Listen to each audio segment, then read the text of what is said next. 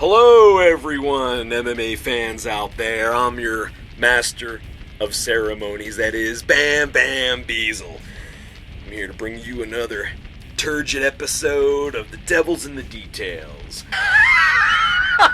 We were gonna name ourselves Shout at the Devil, but most of the interviewees are very polite, and I don't really like it when people raise their voice at me, and I don't like to encourage it, so we've got Josh Barnett here, Strikeforce heavyweight fighter. He's got an upcoming fight in the Grand Prix against Brett Rogers this year.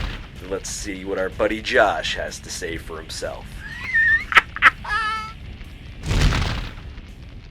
Tell us a bit about what goes into your training camp and preparing for a big fight.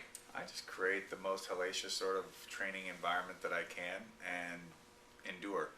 Iron sharpens iron. So, I'm big on, and I know that there's a big craze for strength and conditioning work, and I've been doing strength and conditioning work for almost all my career.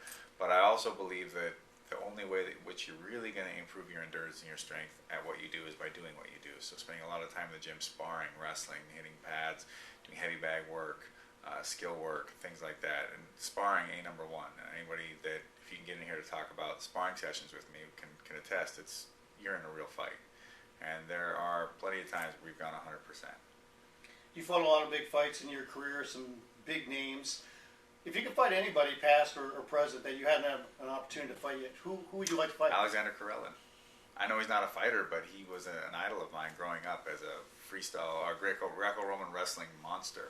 And I'm of the firm belief that if that guy had some time put into the fighting arts, he really would be hellacious. His hands are enormous.